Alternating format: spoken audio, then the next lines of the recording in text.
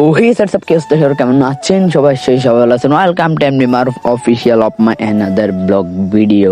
Guys অনেকদিন পর আসলাম video নিয়ে। আমি রেগুলারই বলে ভিডিও তাড়াতাড়ি দিব, বাট পারি উঠি না।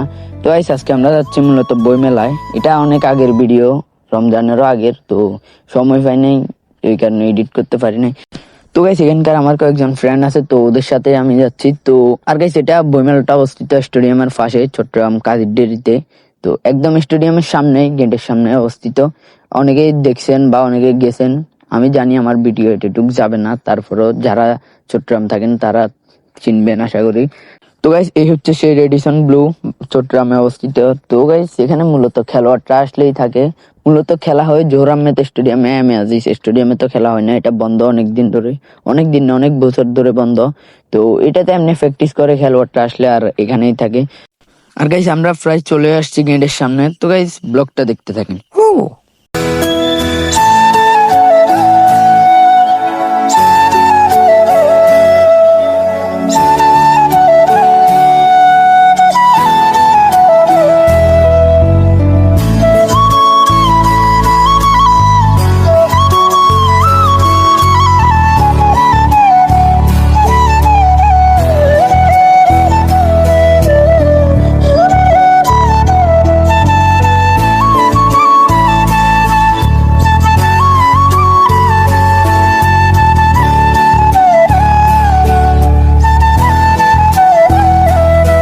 আর গাইস অলরেডি আমরা বইমেলা ঢুকে গেছে। আর আজকে স্কুলের সাংস্কৃতিক অনুষ্ঠান ছিল, তো এই কারণে মানুষজন বেশি, স্কুলের ছেলে মেয়ে বেশি।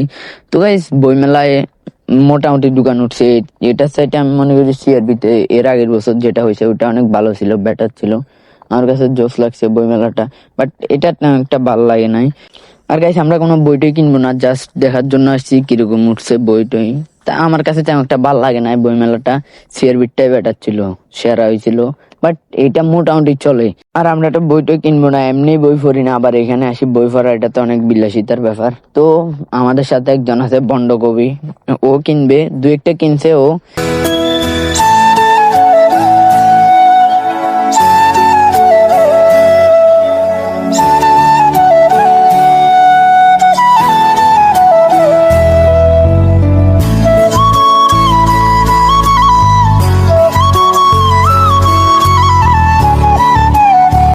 আর গাইস এখানে কিংবদন্তি স্টলে আসি আমার ফেভারিট একজন গায়কের বই পেয়ে গেছি, তাশরিফ খান, অনেকেই চিনেন আপনারা। তো গাইস বইটা ছিল 22-এর বন্যা। তো আমার কাছে বইটা মোটামুটি ভালো লাগছে, তারপরেও কিনি না, এমনি বই পড়ি না, আবার এটা কিনে কোনো লাভ আছে? তো গাইস দেখতে থাকেন ব্লগটা। আর আমার ফেভারিট একজন লেখক আসবে কালকে, তো আমরা জানি না, এখানে আসার পর জানতে পারলাম যে ও কালকে আসবে, তো কালকে আবার আসতেই হবে। তো গাইস অনেকেই চিনবেন সালমান হাবিব, তো উনি আসলেই ওনার সাথে দেখা করতে আসবো ইনশাল্লাহ কালকে। আর গাইস এখান থেকে আমরা বাইরে গেছি, অনেকক্ষণ ছিলাম, তো একটু স্টেডিয়ামের ভিতর দিকে যাব। তো গাইস ফাইনালি আমরা চলে আসছি স্টেডিয়ামের ভিতরে। এখানে ফুটবল খেলা হবে, কি একটা টুর্নামেন্ট ছাড়ছে, তো ওটার জন্য মাঠ রেডি করা হচ্ছে। তো গাইস আমার মতে এখানে টিকিট খেলার জন্য আবার রেডি করলে ভালো হতো। তো গাইস দেখা হচ্ছে কালকে।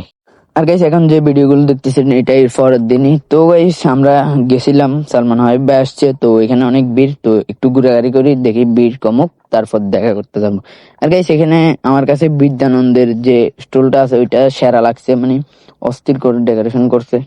আর গাইস বিদ্যানন্দের স্টল গুলো সেরা হয়, আমার কাছে জোস লাগে।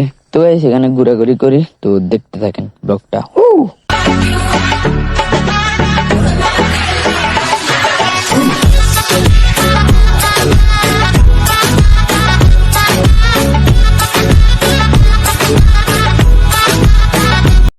আর অনেকক্ষণ ঘুরাঘুরি করলাম আমরা বই মেলায়। তো ঘুরাঘুরি করে এসেই দেখি উনি ইন্টারভিউ দিতেছে সালমান হাবিব ভাই।